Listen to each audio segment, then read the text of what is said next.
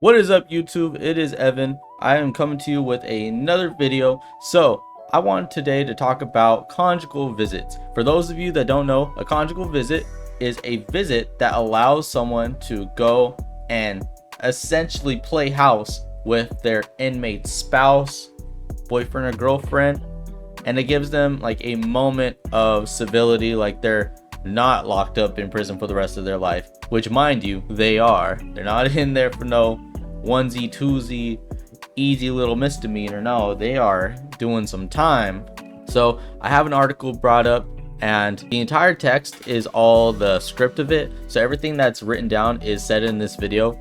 And they feature a couple of different people that are for conjugal visits, and they'll explain why, people that are against it. So before we get into the video, I would really appreciate it if you could like, comment, subscribe, tell me what you want to cover. That could be a fun way to do this. Let me know what you think needs to be talked about so I can give some commentary on it. I would love to be involved with y'all that way. So without further ado, let's get into the video. Tonight, questions and answers about conjugal visits after two women were killed during a visit with their intimate inmate partners. Oh, it's a story you'll see only on CBS 13. Your reporter Madison Keevy getting answers about cons and conjugal visits in California and the early push to end that program. I'm outraged. I am outraged. I am sick to my stomach.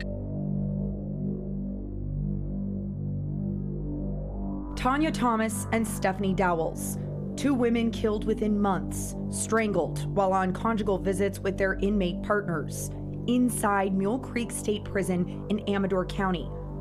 Both those cons serving life sentences for murder. We just want answers, what could be done, not even just for the sake of my mom, but for the future, for somebody else's mom, somebody else's wife. If it's somebody with a violent history like this, I think they should really reconsider. There's still a lot we don't know about what happened to Tanya and Stephanie once they drove through the gates of this multi-level security prison on conjugal visits last year. Their deaths have sparked calls for transparency about these visits and are still... Okay, I just wanted to real quick point out how weird is that you have two angles for inside your car. Like, are you doing this while you're driving, or were you backing up, or were you really just looking in the back of your car just for the second angle, bro? That's so weird. I'm sorry. I'll be serious. Still under investigation. Conjugal visits offer privacy away from prison staff for inmates to meet with a lover in apartments like these at Wasco State Prison in Kern County. The rooms are decorated for families and children who can attend as well. Mississippi was the first state to legalize conjugal visits to motivate Black inmates to work harder in the fields. And it was based on completely racist premises that Black people don't have self-control, don't have morals, they're somewhat less than us. So this, giving them this primal opportunity to have sex. Governor Ronald... That's stupid in my opinion. If the idea was that, oh, Black people are beneath us, so we're going to give them an opportunity to stay in a home because we're superior to them. Nah, bro. If you really thought that someone was beneath you, you wouldn't be affording them that opportunity to be civil, because you would think that they're incapable of being civil. That's just my take on that. I feel like that's kind of reaching, but he seems like one of those pseudo-intellectual vision of the anointed type fellers. Ronald Reagan allowed conjugal visits in California starting in the 1960s. He was the first governor outside of Mississippi to say, oh, maybe this is a good idea. Experts point to the benefits. There is a lot of sexual violence in men's prisons. That is how order is preserved. And there is a lot of prison rape. And there has been a lot of legislation and programming about it at both the state and the federal level. This is another strategy to try to cut down on the sexual violence in prison. Safety on the... You got an issue with people raping each other in prison, and your solution to that is to appease it with sex from their partners. She's a woman, so she may not understand, but guys are bricked up every day, bro. It doesn't stop. Like, just because man had a conjugal visit last week does not mean that the next day and the next day and the next day he's not going to have urges. That's not how that works. Like, if someone has already crossed the boundaries of forcing themselves onto another person sexually, having consensual sex once a month is not going to quell their bad behavior. Inside for incarcerated people and for staff of the prisons, for the mental health of people on the inside, for the mental health of their loved ones, especially if they have children. Most states have ended conjugal visits, citing costs. Now, only 4 states, California, Connecticut, New York, and Washington, still allow them. Reactionary policy does not always serve the general public in a way that public policy should. Tragic incidents make tragic policies. Tanya's and Stephanie's families want conjugal visits. I think that's stupid too. I think this guy's stupid. And I say that as respectfully as I can, which clearly is not a whole lot of respect there. But that we have a saying in the Navy that all instructions are written in blood, and that doesn't make them bad instructions. In fact, I would say they make them better instructions. You do it to prevent tragedies. The concept that because a law is created due to something horrible that happened, and saying that that doesn't make it a good law, means you never learn from your mistakes. It's just a very shallow and apologist way to write off laws, justifiable laws. I just feel like it's pandering to criminals and to prisoners. In California suspended until prison officials can figure out how to keep visitors safe. Republican Assemblyman David Tangipa wants to go a step further and stop conjugal visits permanently. I just find it so crazy that we just went about our day. There were 2 women that have been strangled to death within the same year at the same prison and with no action behind it.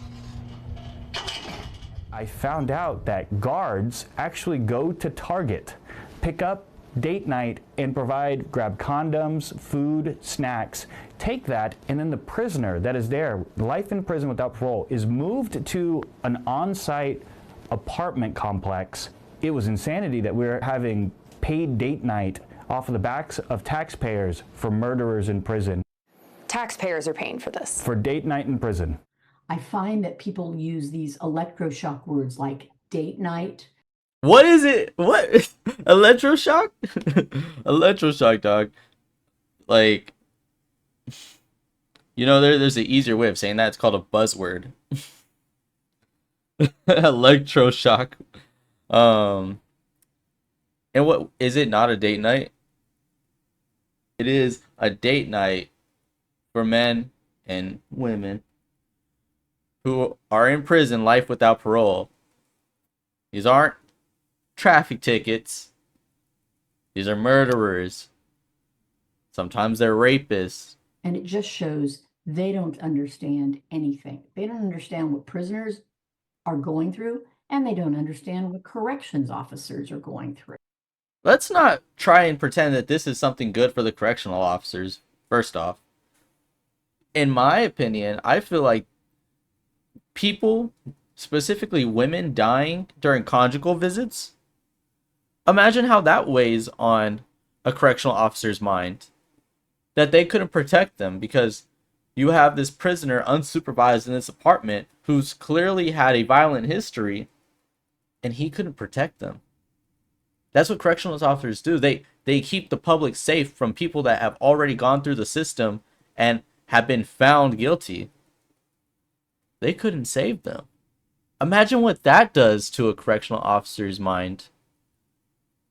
And to write your critics off as saying, oh, well, they just don't understand. I swear, it's all of these like holier than thou people that claim, I know what's better for the public.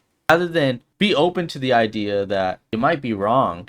I hate people that write off their critics as just inept. As people that they just don't understand. Have you considered that maybe they do understand and they just disagree with you?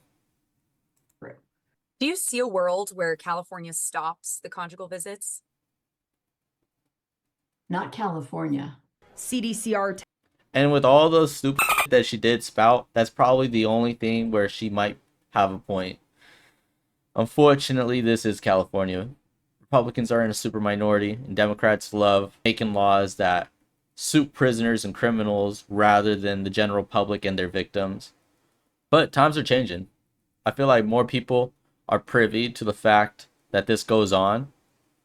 And when you have no nonsense bills such as maybe we shouldn't allow women to stay the night with their prone to violence lover, especially those who have been shown that they have the animosity inside of them to take another life in any situation other than self-defense. Temporarily stopped family visits back in March after a surge in violence against both staff and inmates, not because of Tanya and Stephanie's deaths. Then, just last week, visits started again.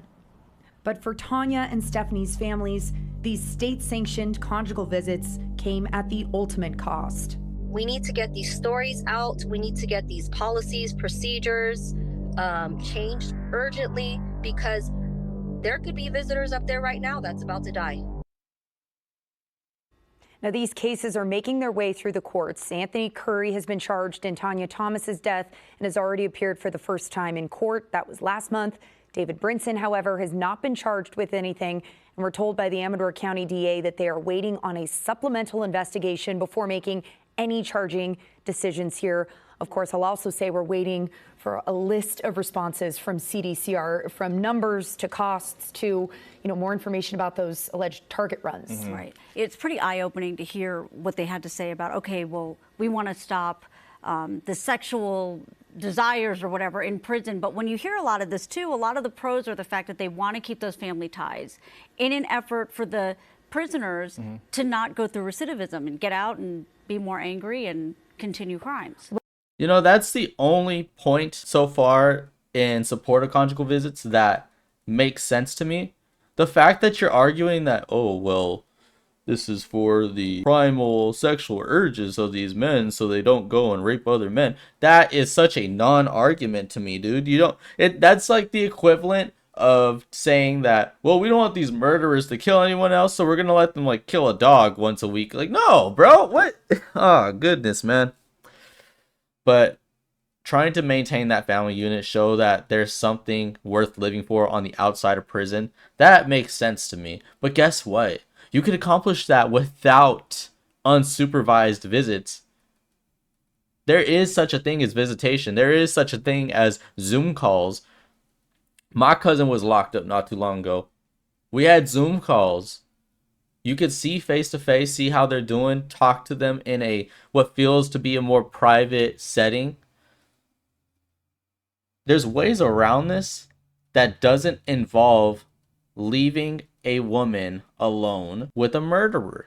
And they say that there's data. I mean, the experts I talked to say that there is just years and years of data that show it works, that there's an incentive to be reunited on the outside and to behave well in prison so you can get there, and it just keeps you calmer. So it's interesting bringing that part of this into the conversation. I was struck by, just to be devil's advocate, every single state except for 4 has gotten rid of them for a reason, right? Yeah. So there's so many different facets to this. I found it fascinating. Right. And I think the big takeaway that, one expert told me was there's risks and rewards, and each state has to decide which one outweighs the other.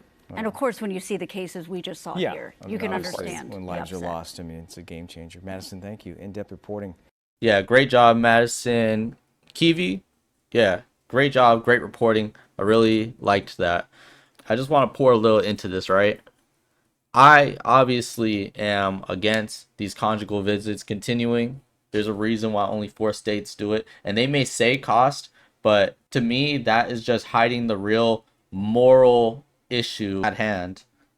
Whenever you say cost, people, they kind of just like, oh, well, if you can't afford it, we can't afford it. But I'll be the person to tell you, cost is just a way of hiding real reasons. There's very few times where a state cuts a program just for the cost. A state will go bankrupt before they cut programs that they like. But when you cut a program like this and it's like so unanimously, it shows that it can't just be cost. All these states aren't all hurting for budgets that hard. No, It's a moral reason. And I think it's also a pretty good indicator, seeing that it's California and New York. Like, come on. Those two states are the most sympathetic to criminals and prisoners. And they put it all under this big umbrella of social justice. But what about justice for the victims? What about justice for these two women and their families, their children? And you know what strikes me even more? This Anthony Curry character, when he was locked up initially, they were looking for him for this girlfriend who was shot in the head. Just want you to think about that. Shoots his girlfriend in the head, steals a car, goes in 2 more shootings, gets caught with an assault rifle and shit ton of ammo. That's the person we're giving conjugal visits to? You want to talk about mental health? What about their mental health? What about the victims? It's almost like when you go to prison, you don't have a good time. It's almost like there is an incentive to not go to prison. That you don't get to have sex with your significant other. That you don't get to see your children every day. That you are stored with unsavory persons. And now we can make a case for reducing the rape within prison, reducing the violence within prison, and improving their mental health. But that's a whole separate conversation.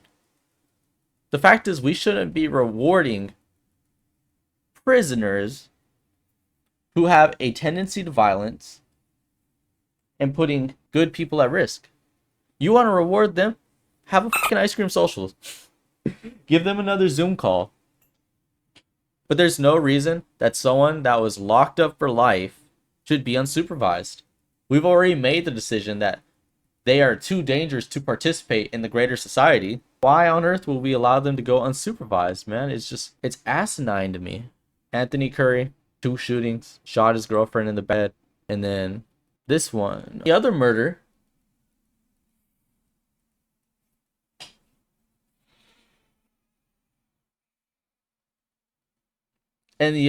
that wasn't caused by Curry, and the victim wasn't Thomas. That other was a woman named Stephanie Dowles. She was visiting her husband, David Brunson, who was serving life without parole for killing 4 people. And we're giving him conjugal visits. Off of your dollars. On your dime. The really just straightforward way to say it is that we paid for these women to die. And that's an awful feeling, right? Sit with it for a little bit. Well, no, my tax dollars are going to these prison programs, and it was the day to stop the recidivism. Your tax dollars created an opportunity, and these criminals took it. Well, I don't like ending a video on such a negative note. That's really where the buck ends. These 2 women are dead. Their families will never see them again on this earth. So all I could say is pray for these women. Pray for their souls. Pray for the families. And pray that our state legislators can remove this nonsensical practice from our prisons. No more conjugal visits. And especially no conjugal visits for people that have a tendency to violence. But that's where I'm going to go ahead and end it, guys. If you found this video informative, please comment, like, subscribe. Tell me what you liked. Tell me what you didn't like. Tell me what you'd like me to cover. And I will catch you next time. Peace.